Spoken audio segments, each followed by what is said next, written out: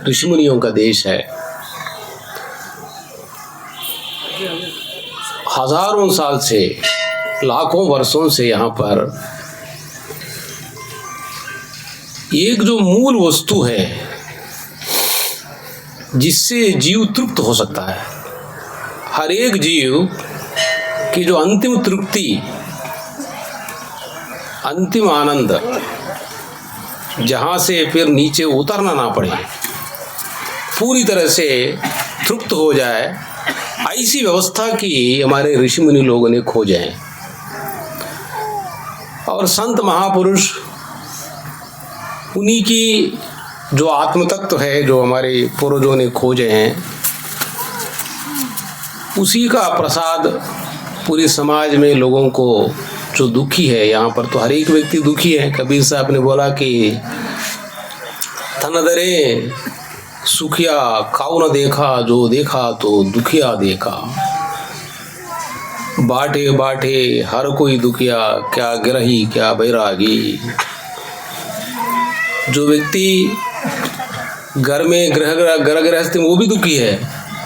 बाहर हर एक व्यक्ति, तरह तरह का व्यक्ति अपने अपने अलग अलग दुख में है। ये जो, और यहाँ तक भी कबीर साहब ने बोला कि सुर नर मुनि देवता सात दीप नौकंड, कही कबीर सब भोगया देह धरे को दंड। जो व्यक्ति देह धरा है, ये सभी अलग अलग परेशानी को झेलना पड़ेगा। इतना तो समझना है, शरीर है तो शरीर से संबंधित हम लोग जन्म जन्मांतरों से जो भी पाप पुण्य किए, उसके अनुसार यहाँ पर शरीर की भी परेशानियाँ होंगी, मन की भी परेशानियाँ होंगे। लेकिन इन परेशानियाँ उनको पार करने के लिए यहाँ पर मार्ग है। जैसे भगवान बुद्ध ने कहा है कि दुख है, दुख का कारण है, कारण का मार्ग है, उसका निदान भी है। एक और बात हम सबको समझने की जरूरत है कि ऋषि मुनि लोग और अलग अलग पंथ, जो महावीर जैन हो, भगवान बुद्ध हो, संत महापुरुषों में बातें अलग अलग हो सकती है, शब्द अलग हो सकता है, उदाहरण अलग हो सकता है, लेकिन सत्य अलग नहीं है। ये भी जानना चाहिए। बहुत लोग जो है गलतफहमी में वाद विवाद करते रहते हैं। हालांकि कबीर साहब ने उन सब का समाधान करते हुए बोले कि समझे की गति एक है, जिन समझा सब ठौर। यदि गहराई से ठीक से समझ लिया है, सारी समझदारों का मत एक ही है। एक समाना सकल में, सकल समाना ताही। कबीर समाना बूझ में, जहाँ द्वितीया नाही, वहाँ पे कोई दूसरा नहीं है। ये बात सबको जानना है कि एक ही तत्व है। जिसने जान लिया है, जिसने जान लिया है, वो शांत हो जाएगा। ये मन शीतल भया जब उपजा ब्रह्म ज्ञान, जही वसुंधर जग जरई सो पुनि उदक समान।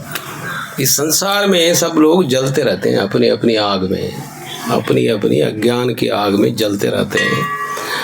जिनके दिल में वास्तविक ज्ञान आ गया है तो शांत हो जाए। क्यों शांत हो जाएगा? ये समझ लेगा कि संसार ये है।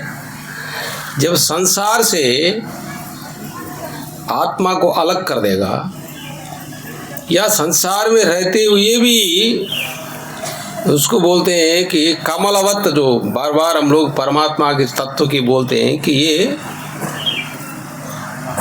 कमलवत है, मीन्स वहाँ पे निर्लिप्त है, निर्लिप्त भाव है। जहाँ पे इसी को पारक भाव बोल सकते हैं हम लोग। जहाँ पे पारक ज्ञान जिनको मिलता है, यहाँ पे ईश्वरी व्यवस्था ने ऐसा रचना किया इसकी, जब तक व्यक्ति के अंदर इतनी नीर क्षीर की बुद्धि नहीं होती है, ये ज्ञान समझ में नहीं आता है। ज्ञान रतन की खोटरी चुंबक दीन हो ताल, इसमें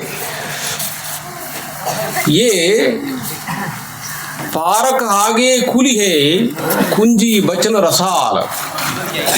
जब आदमी का जब पारक ज्ञान होता है, उनके वचनों में रस आता है। अभी नेपाल के जो तत्पर महाराज, तत्पर नाम याद है आपको?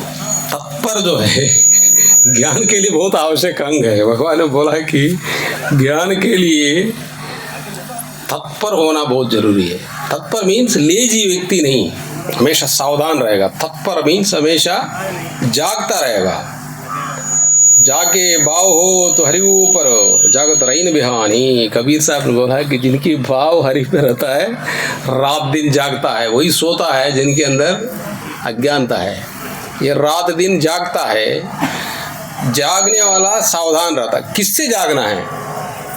जैसे थोड़ा भी ये प्रमाद करेगा, थोड़ा ये असावधान हो जाएगा, तब तत्काल ये माया घेर लेता है।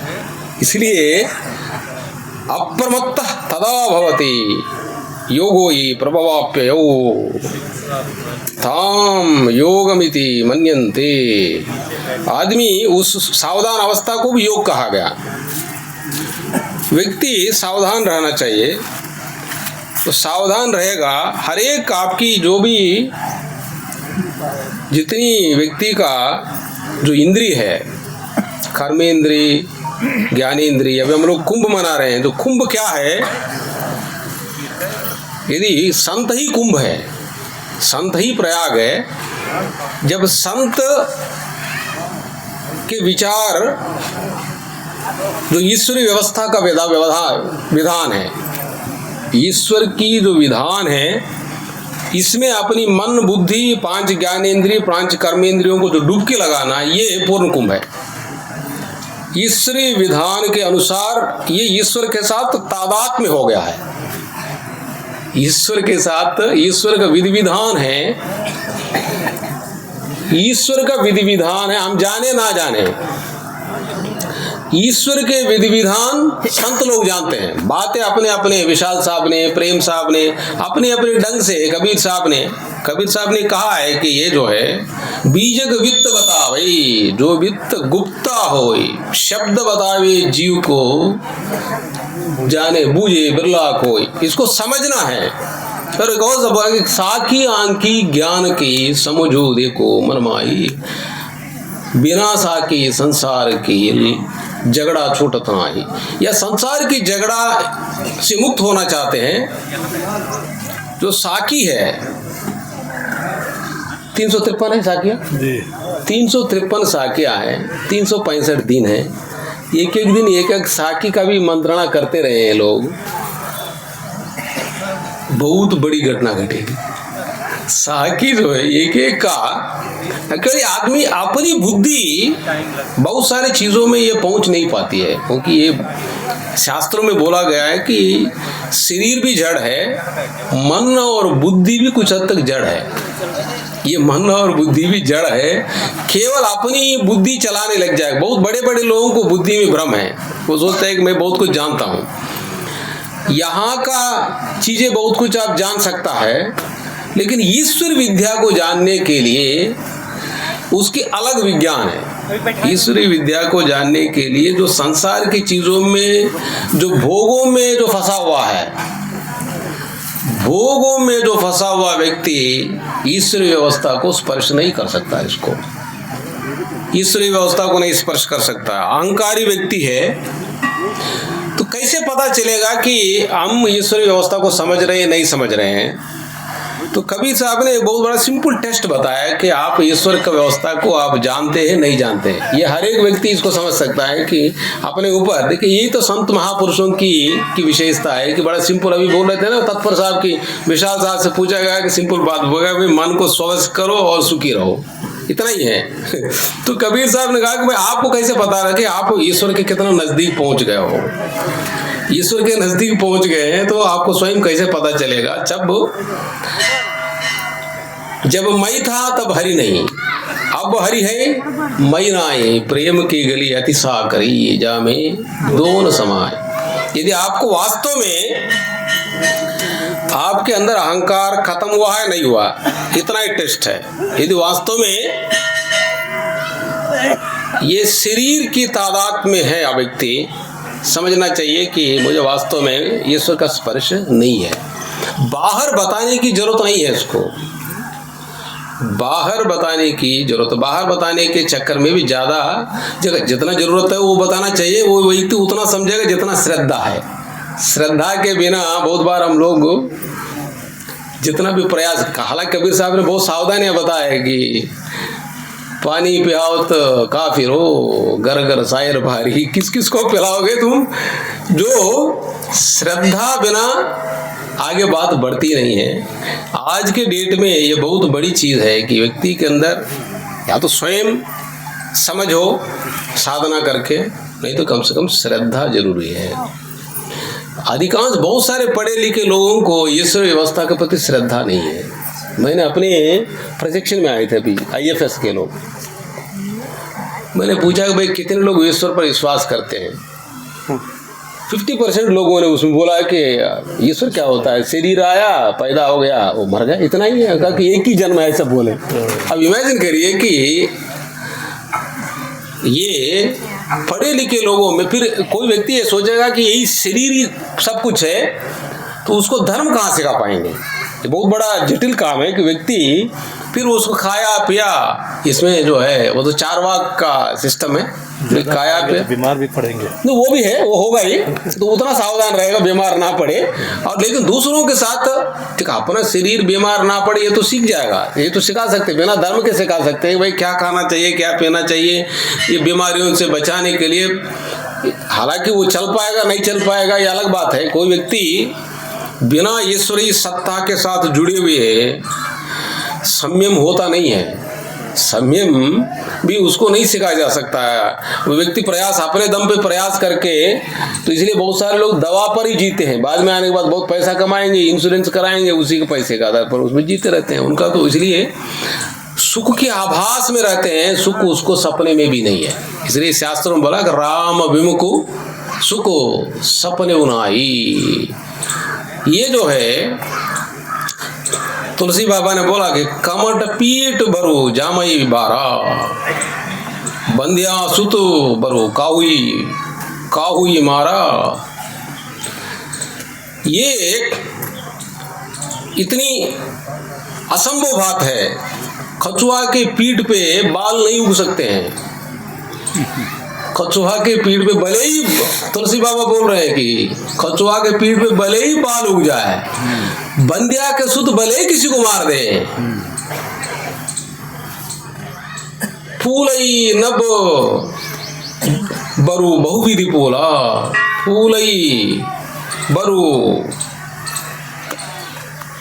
नब बरु बहुविधि पोला, जीवन लह सुख हरि प्रतिकूला। ईश्वर के प्रतिकूल में जाने वाले सपने में भी सुख नहीं पा सकता। भले ही बंध्या के सुत किसी को मारने के बारे में विश्वास किया जा सकता है, लेकिन ये हरि क्या है, ये असली बात है। हरि जब तक व्यक्ति वो अनोखा है, अशब्द अस्पर्श रूप अव्यय सत्ता है, वही राम है, वही ईश्वर। कुछ भी नाम हम लोग रख दें उसको, शब्द, उसकी रस कैसे पता चलेगा व्यक्ति को? जो अशब्द स्पर्श अरूप अव्यय है, जिसको कबीर बोलते हैं कि मैंने उसको देखा है, अलक लखो निरंजन तो ही, मैंने उस तत्व को, कबीर साहब सारे संत महापुरुष देखते हैं उसकी, और उसको पाने का विधि विधान बताया, उसको मर्यादा का। बेसिक बात है कि हर एक व्यक्ति की अपने अपनी जगह पे मर्यादा का पालन करना पड़ेगा। हर एक व्यक्ति की स्टार्टिंग कहाँ है? सच्चाई के साथ आगे बढ़ना पड़ेगा। इसलिए बोला कि सांच बराबर तप नहीं, झूठ बराबर पाप हो, जाके दिल में सांच है ताके दिल में आप। बेसिक बात है कि जो पाखंड व्यक्ति है, कोई भी व्यक्ति अपने को कितना भी बड़ा मान ले, पाखंड व्यक्ति, पाखंडी ईश्वरीय सत्ता को स्पर्श नहीं कर सकता है। झूठा व्यक्ति ईश्वर को स्पर्श नहीं कर सकता है। ये फंडामेंटल्स लोगों को जानना पड़ेगा। लेकिन अलग अलग क्षेत्र में काम करने वालों का, विशेष रूप से जो राजनीति में वगैरह काम करते उनका जो है बहुत सारी मजबूरियां रहती हैं। हालांकि उनको भी प्रयास करके यही रहना चाहिए कि यदि 100% नहीं तो भाई कुछ तो हो, 90% हो, 80% हो, कुछ तो मर्यादा तो करना पड़ेगा। यदि मर्यादा नहीं करेंगे तो समाज में, लेकिन ये संतों की, जहां संत रहते हैं उसी समाज की सुरक्षा है। ठीक है, कार्य करने वाले विभिन्न लोग, व्यापारी की अपनी मजबूरी हो। आजकल तो व्यापार में भी हम देखते हैं बहुत सारा मिलावट वाला है, राजनीति में भी समस्या है, बहुत सारे सामाजिक संगठनों में समस्या है। लेकिन संत लोग ऐसा समाज को निर्माण करने का, क्योंकि इनका तो कोई लेना देना नहीं है, किसी को कोई स्वार्थ होगा तभी तो कुछ न कुछ बात बना के प्रेषित करेगा। जो व्यक्ति, जिनको कोई लेना देना नहीं है, वही व्यक्ति तो सच्चाई के बारे में खड़ा हो सकता है। तो संत महापुरुष ऐसी रचना बनाना चाहिए समाज की, घर हो बाहर हो, जो सच्चाई के रास्ते पर चलने वालों को समाज में प्रतिष्ठा मिले। समाज में प्रतिष्ठा अंदर से, ईश्वरी व्यवस्था में तो प्रतिष्ठा तो उसी की मिलता है जो सच्चाई पर चलता है। लेकिन बाहर की समाज को, यदि विकसित भारत, माने प्रधानमंत्री चाहते विकसित भारत बना दे, अमृत काल है, अमृत काल में विकसित भारत बनाने का तभी हो सकता है जब व्यक्ति सच्चाई के आधार पर चले। विभिन्न संगठनों में सच्चाई का प्रतिशत बढ़ाना है, सच्चाई के आधार पर ही प्रतिष्ठा हो सकती है। इसलिए कबीर साहब ने बोला कि प्रेम पाट का छोलना पहिरी कबीरू नाच, पानिप दीन हो तासु को जो तन मन बोले सांझ। मन से भी और तन से भी सच्चाई के साथ जीना है, मीन्स वचन से भी, कर्म से, मनसा वाचा कर्मणा, सच्चाई के आधार पर जीना है। ये बात समाज के हर एक व्यक्ति को सिखाना पड़ेगा कि हम अपने परिवार हो, समाज हो, भोग की वृत्ति छोड़ के शरीर की साधना के लिए इस्तेमाल करते हुए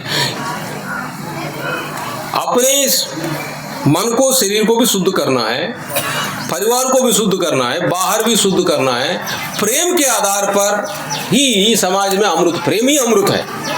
प्रेम के आधार पर ही समाज में व्यवस्था। इसलिए बोला कि प्रेम पाठ का छोलना पहिरी कबीर नाच। यहाँ का सबको अपनी अपनी भूमिका निभानी है, लेकिन दिल में प्रेम में जहाँ स्वार्थ नहीं है, जहाँ पर कोई पक्षपात नहीं, कोई वैरी भावना नहीं है, तो सच्चाई में को कैसे आगे बढ़ाया जाए, ये बात, जहां स्वार्थ वही झगड़ा होता है। सच्चाई होगी, थोड़ा त्याग होगा तभी प्रेम होता है। बिना त्याग के प्रेम कहाँ? तो नहीं तो स्वार्थी व्यक्ति कहाँ प्रेम करेगा? वो तो प्रेम का नाटक कर सकता है। तो प्रेम तो वही कर सकता है जो त्यागी है। तो सबका, दूसरों का भला चाहता है, वही प्रेम कर सकता है। तो ये समाज में ऐसे अच्छी समाज के निर्माण के लिए प्रयास करना पड़ेगा। यही साधना है भाई, सही ज्ञान समझाना, और सही ज्ञान पर ना चलने पर क्या नुकसान होता है। अल्टीमेटली समाज को भी, व्यक्ति को भी, आसक्ति के आधार पर कोई किसी का भला नहीं होगा, पाखंड के आधार पर कभी किसी का भला नहीं हो सकता है।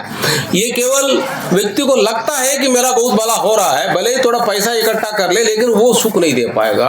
फंडामेंटल जो ईश्वरीय व्यवस्था के बारे में साधु संत लोग इसमें खूब इस बात को बड़ी मजबूती के साथ पेश करना पड़ेगा। सारी हमारी विशाल साहब की वचनामृत हो, बबयान, कबीर साहब की बीजक, तुलसी बाबा का भगवत गीता, जितनी हमारे शास्त्र है, ये भी बताना पड़ेगा भाई। सभी शास्त्र एक ही चीज बताते हैं।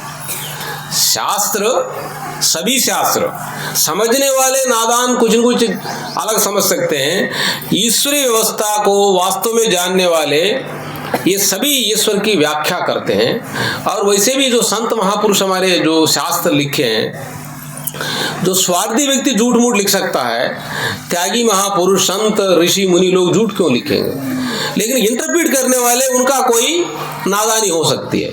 बहुत बार ये हम लोगों को ये भी समझाना, आज इस अमृत काल में ये भी बहुत जरूरी है कि सभी संतों के, महापुरुषों के बीच में साधन अलग अलग हो सकता है। अलग अलग ढंग से साधना हो सकता है, लेकिन सबका साधना का आधारभूत यही है कि स्वार्थ तो कम करना ही पड़ेगा। कुछ भी साधना करिए, आदमी की अपना अहंकार तो कम करना ही पड़ेगा, अपनी भोग की वृत्ति तो कम करना ही पड़ेगा। इसलिए कबीर साहब ने बोला है कि कामी क्रोधी लालची इनसे भक्ति न होगी। भक्ति ये नहीं कर पाएगा। भक्ति करे कोई सुरमा जाति वर्ण कुल खोई, ये भेदभाव में भेद बुद्धि रखने वाला कामी क्रोधी, इनसे तो भक्ति नहीं होगी। केवल भक्ति की बातें कर सकता है, ये भक्ति ये नहीं कर पाएगा। ये फंडामेंटल समाज को हम लोग सिखा दें और अच्छाई को पहचानने का और अच्छाई को पसंद करने का, अच्छाई को मजबूती देने की बातें समाज को हम लोग सिखाएंगे, तभी समाज मजबूत होगा। तो ये तभी हमारी जो संत, जब तक संतों की व्यवस्था मजबूत नहीं होगी, संत इस पर काम नहीं करेंगे, तब तक समाज में जो विकृतियां हैं, आजकल बच्चों में बहुत सारी विकृतियां, खान पान में बहुत सारी विकृतियां हैं। ये जो इस समय मॉडर्न विज्ञान में हर एक क्षेत्र में व्यक्ति पैसे की ओर भाग रहा है। जब तक व्यक्ति पैसे की ओर भाग रहा है तो स्वयं भी दुखी है और लोगों को। कनक कामिनी देख के तू मति बोल सुरंग, मिलन बिछुड़न दुहेलरा, जैसे केंचुली तजत भुवंग। जैसे सांप केंचुली को आने में जाने में दोनों है। कनक कामिनी देख के तू मत बोल सुरंग, ये जो है अपनी अपनी धुन पे चल रहा है। ये सारा संसार में कनक कामिनी तो लगी है, और क्या लगी है? ये कनक कामिनी बड़े बड़े लोगों को लगी हुई है और अपने को बड़ा चतुर मान रहा है अपने को, और ईश्वरी तत्व को लाके उसमें बिड़ा दे रहा है। कबीर साहब ने इन सब के बारे में बहुत बढ़िया उसको व्याख्या करके समझाया है। हालांकि सारे भगवत गीता में भी सब जगह है ज्ञान, लेकिन कबीर साहब बड़े डंडा लगा लगा के समझाए हैं लोगों को, ताकि ये जो है कभी बड़े सोफिस्टिकेटेड वे में समझाते। तुलसी बाबा भगवत गीता थोड़ी जो है इसकी बड़ी सावधानी पूर्वक, किसी को ठेस ना पहुंचे, सबको उसमें उस तरह का धीरे धीरे कबीर साहब डंडा लेके समझाते हैं कि आज के डेट में समाज में ऐसे धीरे धीरे समझाने से ये लोग समझाने वाले नहीं है, थोड़ा डंडा समझाना पड़ेगा। आज के डेट में कबीर साहब का जो है बहुत ज़्यादा रेलेवेंट है। इसलिए हम लोग कबीर साहब का जो शब्द है और रामायणी है, इन सबको ठीक से समझ के ये हम लोग समाज में बड़े प्रेम से, अन्य दूसरे शास्त्र भी बीच बीच में आप लोग बोलिए, तो कोई इसमें नहीं है, सभी अपने उनको इंटरप्रेट करने वाला गलत इंटरप्रेट कर सकता है। तुलसी बाबा, तो व्यास महर्षि, सारे हमारे ऋषि मुनि हो रहे, वो क्यों गलत लिखेंगे? सब सही है। इंटरप्रिटेशन में गलत हो सकता है, उसको आप समझने का प्रयास करिए। भगवान बुद्ध की, महावीर की, जो व्यक्ति त्यागी पुरुष है, तो त्यागी पुरुष सत्य ही बोलेगा, त्यागी पुरुष सत्य ही बोलता है। तो ये जो व्यक्ति पूरी तरह से त्याग होगा, जहां अपना स्वयं का निपट गया है, अपना कोई अहंकार नहीं, ना कोई लेना देना नहीं है इसको, उनके अंदर तो ईश्वरीय ज्ञान तो स्वयं प्रकट होता है। ये जो है, लेकिन हम लोगों को ये बड़ी आज के डेट में कलिकाल में बहुत मेहनत करना पड़ेगा। ईश्वर ने कहा है कि भगवत गीता में कहा है कि जो व्यक्ति ईश्वरीय ज्ञान की प्रचार प्रसार करता है, उससे बड़ा महान उनका ईश्वरीय व्यवस्था का सहयोग करने वाला कोई नहीं है। ये जो है ईश्वरीय ज्ञान का जो प्रचार प्रसार करना है, ये बहुत बड़ा पुण्य का काम है। तो सभी लोगों को इसमें बहुत मेहनत करना पड़ेगा। समाज को जागरूक करें, सारे स्कूल कॉलेजों में भी जाइए। स्कूल कॉलेजों में कभी इसकी, इन शास्त्रों की, महापुरुषों की बातें लोग नहीं पहुंचती है। कॉलेज के प्रिंसिपल्स, उनसे भी ये इंटर कॉलेजेस हो, डिग्री कॉलेजेस हो, इन सब में, कॉलेज में बहुत सारे बच्चे पढ़ते रहते हैं। तो आप लोग कभी कैसे इसमें संवाद जोड़ा जाए, इसमें आने वाले दिनों में ये करना पड़ेगा। हम लोग अमृत काल को प्रकट करने के लिए साधु संत महापुरुषों का आजकल यूथ के बीच में एक बहुत बड़ा ये ब्रिज बनानी पड़ेगी। तो इनका बाहर का विज्ञान भी चाहिए, भीतर का विज्ञान भी चाहिए। तो भीतर का विज्ञान आदमी को समीप बनाता है, आदमी को बहुत फंडामेंटल्स में चलना सिखाता है। और बाहर का विज्ञान, बाहर की व्यवस्था देखिए, इतना बिल्डिंग हो, इतना अच्छे खेती बाड़ी हो, पशुपालन हो, इन सब का भी बहुत अच्छा हो, ये भी जरूरी है। बाहर का विज्ञान और भीतर का विज्ञान, इन दोनों के बीच में सामंजस्य बनाते हुए एक समृद्ध भारत, एक विकसित भारत, ये अमृत काल का भारत बनाना है। तो मुझे आज एक इम्पोर्टेंट काम भी था, निष्ठा साहब की भाई आदेश था, तो मैं आया हूँ।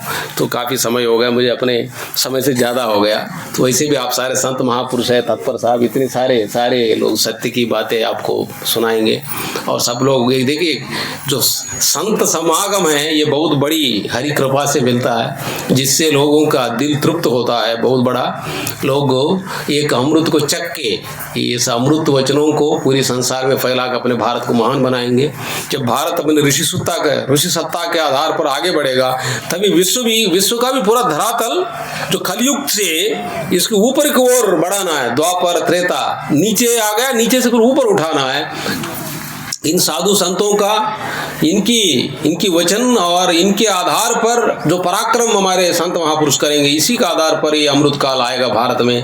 तभी पूरा विश्व की जो इसकी जो स्थिति है, जो स्टेटस है, जो पोजीशन है आज के डेट में, जो नीचे की निम्न से ऊर्ध्वगति करेगा, अधोगति से इसको ऊर्ध्वगति में पलटने में ये संत महापुरुष और ऋषि मुनियों के विचार के आधार पर ही हो सकता है। मुझे पूरी आशा है इस कबीर अध्यात्म संस्थान में मैं ईश्वर से प्रार्थना करता हूँ, इस पवित्र बेला पर हम सबको ताकत दें। हम सब लोग मिलके ये पूरा पुरुषार्थ करते हुए इस अमृत काल में भारत को महान बनाने का पूरा यज्ञ करेंगे, पूरा महान पुरुषार्थ करेंगे। इन्हीं आशा और विश्वास के साथ सबको बहुत बहुत शुभकामनाएं, बहुत बहुत धन्यवाद। जय हिंद। निष्ठा साहब की बहुत बड़ा जय हो। बोलिए सदगुरुदेव वेंकटेश्वर लू की